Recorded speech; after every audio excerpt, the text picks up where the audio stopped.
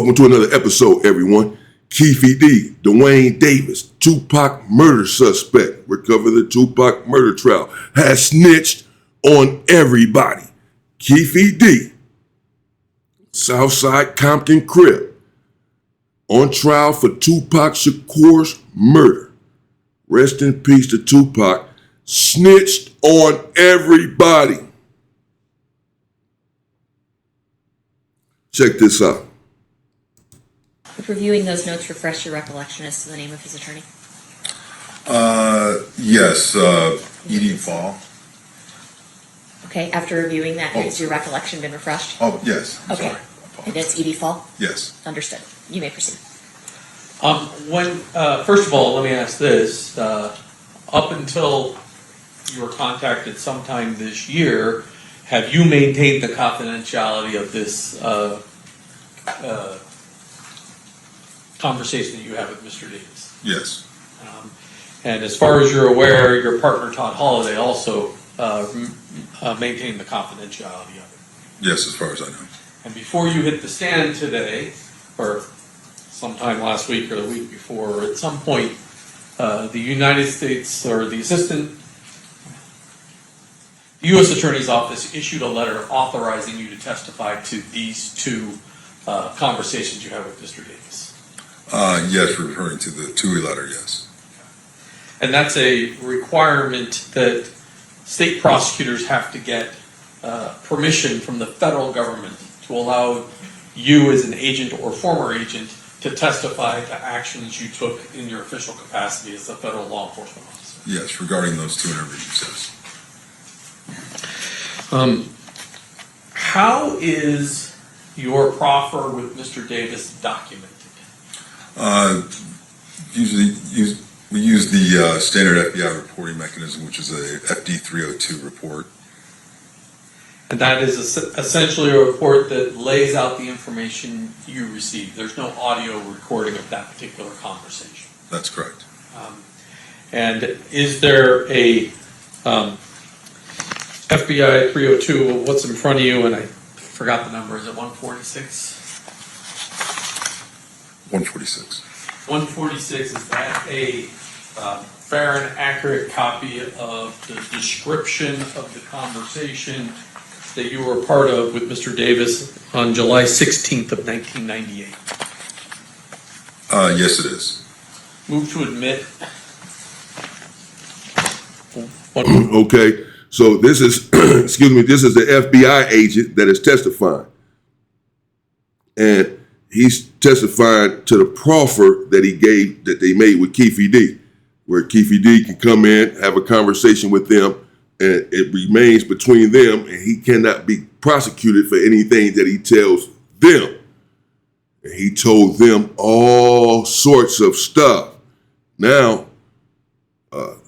come to find out, during this proffer, not only did Keefe D admit to being involved in the murder of Tupac Shakur, he also talks about drug dealings that are going on with Death Row, and that they're selling drugs out of a shop, a car shop. He mentions names. Reggie Wright Jr., he says, is involved in this. Mob James, Suge Knight, etc. Watch. The FBI agent who's testifying right now, who spoke with Keefe D, with this proffer, is recalling the conversation, and he has it documented right here that they had.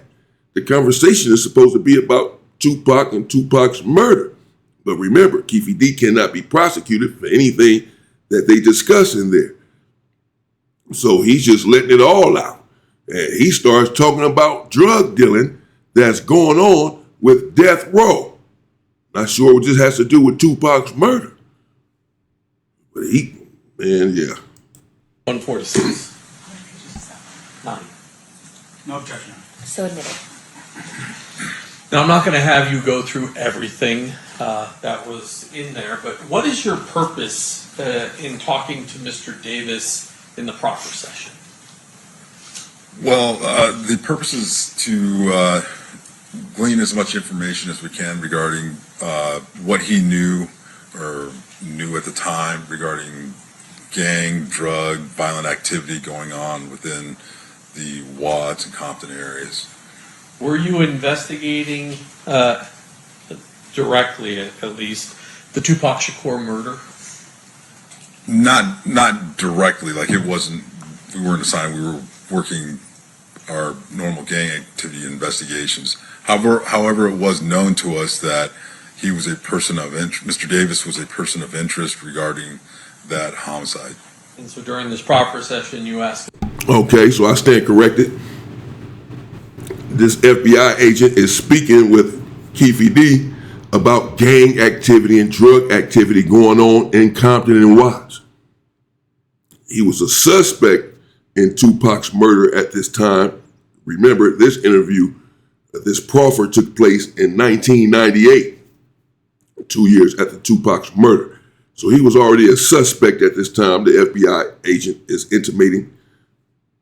But that's not his purpose of being there. His purpose of being there, speaking with Keefe D, apparently, is to find out what's going on with the gangs in Compton and Watts and drug dealing going on in Compton and Watts. So Keefe D then is sitting down with an FBI agent talking about gangs going on in Compton and Watts and the gang activity, who's doing what and all of that apparently. But not only that, who's selling what? He's naming names, sitting down with the FBI agent in 1998. They had the paperwork right here. Some questions about that as well. Yes, we did.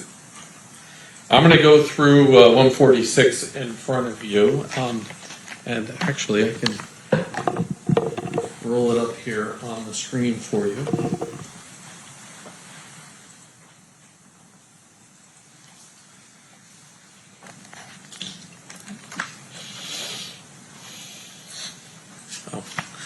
It would help if I plugged the computer in.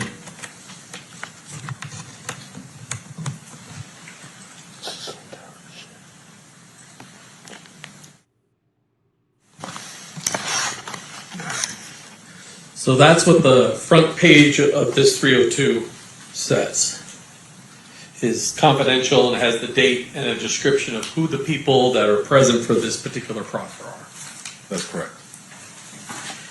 The very first part of the interview, and let's close that. Damn, now I'm finna read some of this. He taking too long. During the interview, Davis provided the following information. Let me say that again. During the interview, Davis provided the following information.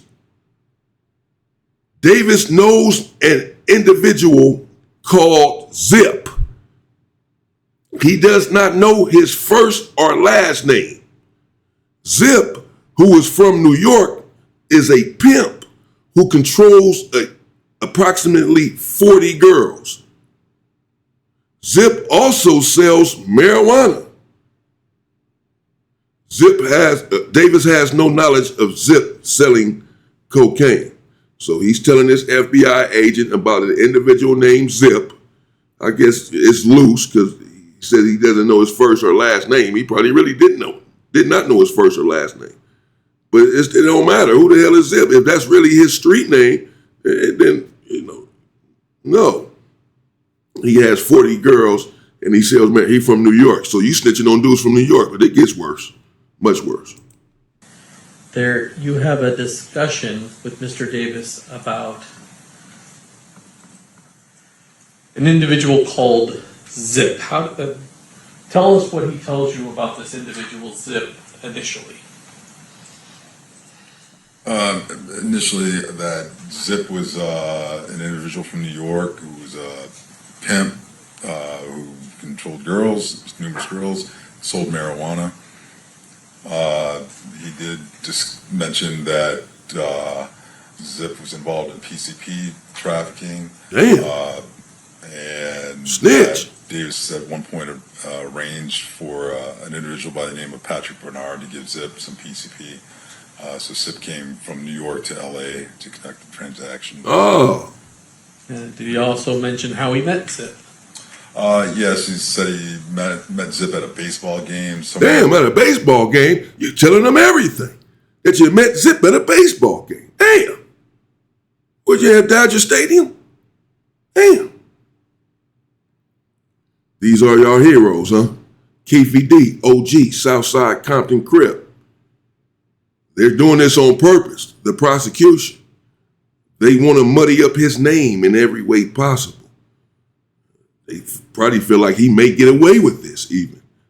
30 years ago, there's no evidence that he did anything. Only thing they have is him saying, yeah, this is what happened in the interviews. And he's saying now that he just exaggerated that, lied about that for money. He can say that. You have to prove otherwise. But they still want to muddy up his name some is what I'm thinking. Because they're right here now, as we can see, exposing Keefe D for being a government informant. That's what it sounds like to me. For being a snitch, for sure. He's sitting down with the FBI, as we can hear, in 1998. An FBI agent who's doing an investigation and wants information on a gang culture in Compton and Watts, California, and also wants to know about any dealings, who's doing what. He's talking, Keefe D so far is talking about an individual from New York, as we can see, named Zip. But he's going to get further into this stuff. He's snitching. He's sitting down with an FBI agent telling him that this, let's see, man. Don't come for me. I'm just, hey, it's right here. In approximately 1993 or 94, there was an individual named Fats, who's also at the game that introduced Davis to Zip. And then he talks to you a little bit about who Fats is. Who's Fats? Yeah, Fats was a large cocaine supplier who operated in the west side of LA. He was also known as Flint. Davis associated with Fats prior to 1994, up until basically the time, I guess, where Fats was arrested and taken into federal custody. Nice. Davis has heard that Fats has little money now and does not believe he is currently a major drug dealer. Fats' cocaine supplier prior to going to federal prison was his uncle, who is called TR. So he's telling everything about Fats, who Fats' supplier was, which is his uncle. He's snitching about everything. He's not done. Skip past some Fats. He's not done. There's a or part of this conversation, a person by the name of Wayne Day comes up. Do you know who Wayne Day is? Yes, Wayne Day was actually arrested by the squad that I worked on, the Safe Street Task Force. He was a large-scale drug dealer, drug trafficker in the Watts area of Compton with Grape Street Crips. And does Davis describe his relationship as it relates to Mr. Day? Yes, there was. He mentioned that they were related. That Davis had an uncle who was the uncle of Wayne Day. That's how he described it. And then there's a conversation in this next paragraph where In approximately 1983 or 1984, Davis sold cocaine, which he bought from Patrick Johnson at the time. Johnson controlled the drug trade in all of Compton and also distributed in the Los Angeles area. Damn, man. And it goes on and on. And so, so this is a third person that he's snitching on. We got Zip, the pimp. We got the other guy, who the hell he was, that he just snitched on. And now Fats. Fats, I didn't see that. It's nowhere right. It just came to me. Okay, zip, facts, Wayne Day.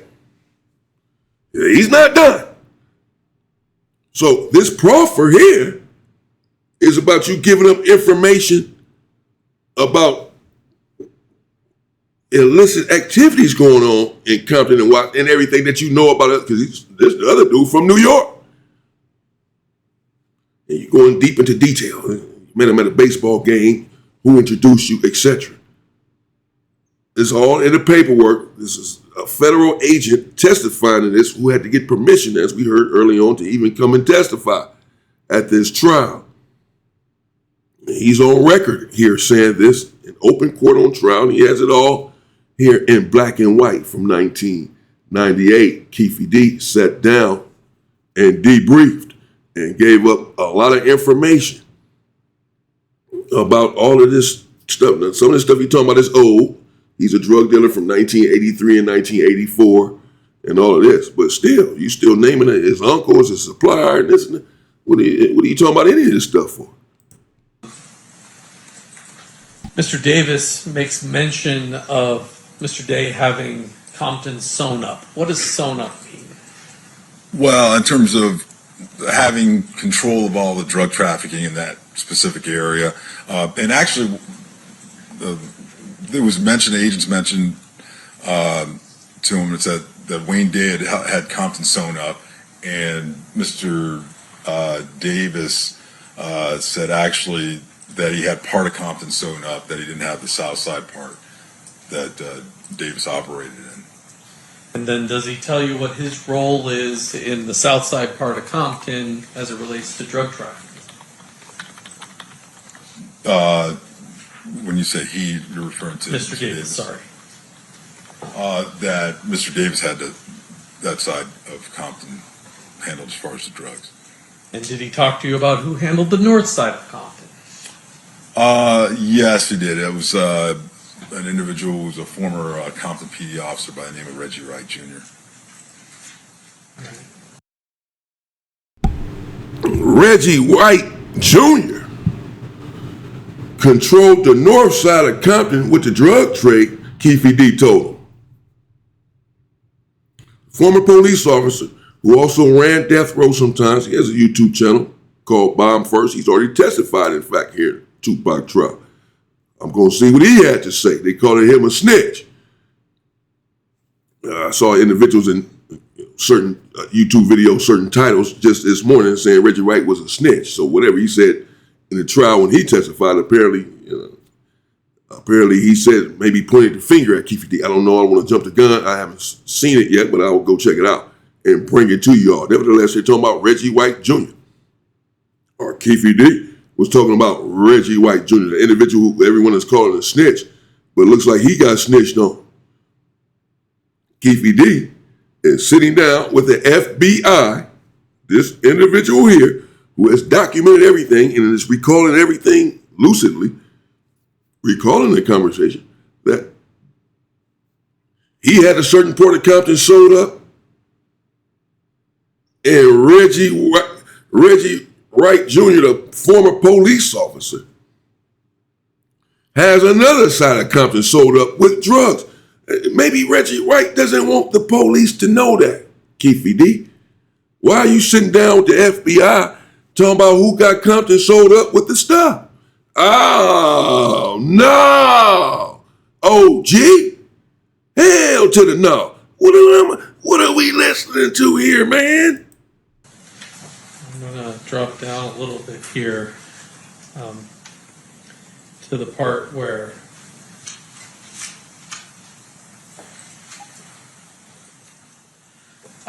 he talks to you about both him and Mr. Blackman being major suppliers in the Jordan Downs housing project in Watts. That's correct. And then he done brought the Grape Street, Washington, the Jordan Down project. He say him and somebody else is a big supplier in there. Now we're getting to it too. Now we're getting to it. Now here we go. He involving Suge Knight. It's all right here. Suge, Mob James, all kind of people. He finna blow it all. He done blew it all up. He been blew it all up. This was in 1998. He snitched a long time ago. Wow. He just sitting there looking. He don't know what to, all this stuff is coming out on you now, bro, that you snitched in 1998. Unless the FBI officer is sitting here lying. You're just sitting right in front of this man, in front of the judge, in front of everybody. Not that they don't lie, but I'm saying. He has it all written down, bro. No, hell no. It's bad. Begins to talk to you about the start of Death Row Records. Uh-oh.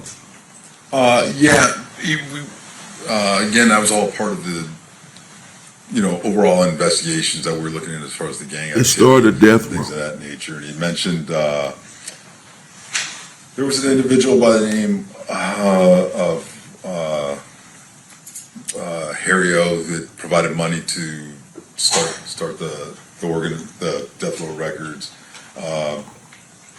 Also, what's his name? I believe Patrick Johnson provided approximately $80,000. Actually told Davis to give $80,000 that money that Davis owed to Johnson from previous gang transactions to Johnson's girlfriend, so that money could be used to start Death Row Records.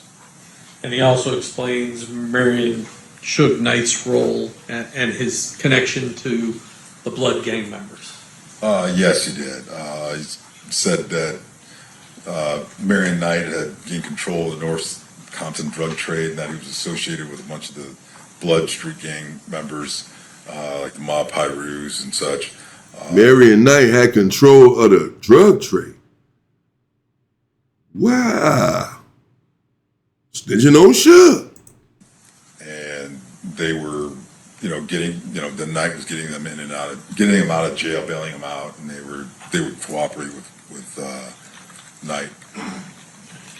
And basically when Knight goes to prison, he tells you Reggie Wright kind of takes over. Yeah, Reggie Wright Jr. took over the organization after Suge Knight was arrested.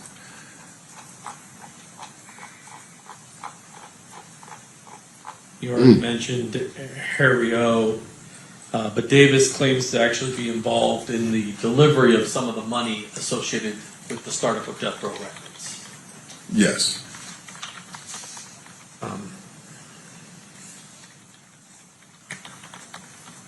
Down. I'm going to start. You see at the top there. Man,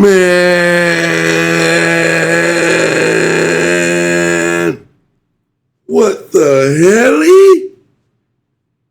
What the helly? Whoa. That's nuts, man. It all comes out. Sooner or later, can't escape it, man. Sooner or later, he got himself caught up really just running his mouth on the internet, podcast. Got himself caught up in this situation. And now he goes to jail fighting for his life, and all of this comes out during the trial. That's what happens during these trials. They're trying to paint you in a certain way. They paint victims in a certain way sometimes when they're trying to get their client off. And all sort of stuff comes out. I've seen these sort of situations. They talk about the wife and how she was cheating, how she had 5 side dudes. After the husband had killed her, they put the wife on trial even though she's dead. They probably, again, feel like, well, I don't know. If this dude is going to get away with this, I don't know if he is, but I'm just saying. Or I don't know if he's getting away with anything, but don't know what the verdict is going to be. Then I don't know why they're bringing up all of this, unless to just show everyone that he's a snitch. I'm not sure exactly what this has to do with Tupac's murder. I guess they're showing certain connections and how deep he was involved in this, that, and the other. Apparently, this is the prosecutor. Certainly, he has an angle where he's going with this. But I'm sure a part of his angle is also to expose him for being a snitch. Period. And that's what he just did. The man sitting there, Keefe D, so far has told on 4 or 5 people. And now, this is 30 years ago almost, he been a rat. And now, he getting into Suge. and said Suge is controlling a part of Compton with the drug trade. Wow. And Harry O, and it gets deeper. He's going to go into more detail. Yeah, he is. Because I heard some other names that he had mentioned. He got Fats, Zip, Wayne Day, Reggie Wright Jr. said that he controlled a part of Compton. Snitched on himself, said he also himself, Keefe D, controlled a part of Compton. Now we on a Harry O, started it with drug money. Suge Knight, who controls a part of Compton with the drug trade, he said. And it gets deeper. Wow. No wonder Suge been in and out of prison. These dudes been snitching. All kind of stuff been going on. Tupac said, I know it's dope being sold, but I ain't the one selling it. There you have it, folks. I'm gonna leave it right there. I'll pick it up though. See, we gonna pick it up from there because I don't want to go too long. Y'all ain't got no attention span. This shit ain't getting no views like that anyway. But I don't care. I'm doing it for myself as well. Rest in peace, my boy Tupac. I can talk about all kind of other stuff and get more views. It's not always about that. It's not always about the views. I want to see what's going on myself. And then he got exposed right here though. This shit is this whole trial is fireworks. I need to just sit down and watch the whole damn thing, just stream it live. And sit down and just watch it with y'all, for 10 straight hours. Just sit right here and just watch it or something. I might do that, man, seriously. I'm not interested in this trial. And it's getting spicy, my boy. It's getting juicy. This is crazy. All kind of things are coming out, and they will continue to come out, of course. Rest in peace, Tupac. Can't take out a legend like that and eventually not pay the price. Somebody. Really think about everyone that's connected to Tupac's death, that's accused of being connected to him, have suffered a horrific ending, really. Like he did. Saw the autopsy photos yesterday. Sickening. I couldn't even stomach them, man. Couldn't even stomach them, bro. There you go, man. Let me know what you think in the comments. I'll continue. I'll play the rest of this right now, right after this. I just don't want to go on forever. Let me make another part to it and see who else he snitched on. And I'll bring that right to you all. Let me know what you think in the comments, man. Keefe D. OG from Southside Compton crib. As we can see, the police, FBI, wanted to speak with him during this proffer proceeding about gang and drug activity in Compton and Watts. That's what the FBI agent said. Clearly, Keefe D was willing to sit down with them. He did. And told them everything that they wanted to know. And said that it was confidential. That up until this point, they had kept everything confidential. So you kept it confidential that Keefe D is a rat.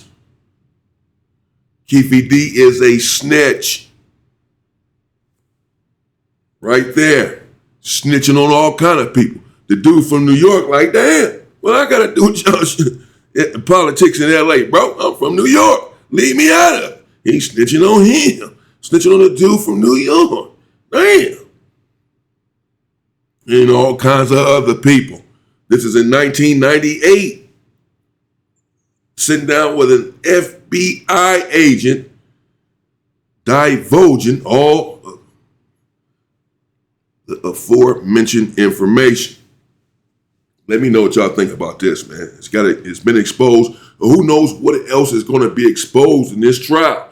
The FBI, they have all kind of paperwork. They've been watching all kind of things, watching all kind of people, and who knows, talking to all kinds of people about whatever. Who knows what's all going to come out during this trial, man. One thing for sure that just came out, Keefe D was working with the feds in 1998. That's it. Keefe D was working with the feds as early as 1998. Who knows? Probably started snitching in 1968. But we know right now, at least in 1998, he was already a rat. Running his hood, running Compton, big old OG killer. And the whole time you snitching on everybody, including Suge. who may not want the feds to know that he's selling drugs, man. Reggie White may not want the feds to know that either, since he was once a police and all that. And you saying he got one side of Compton sold up. Damn. See what Suge has to say about this when this comes out, when he gets a hold of this information. This is nasty work. Stay safe and stay free. Whoa.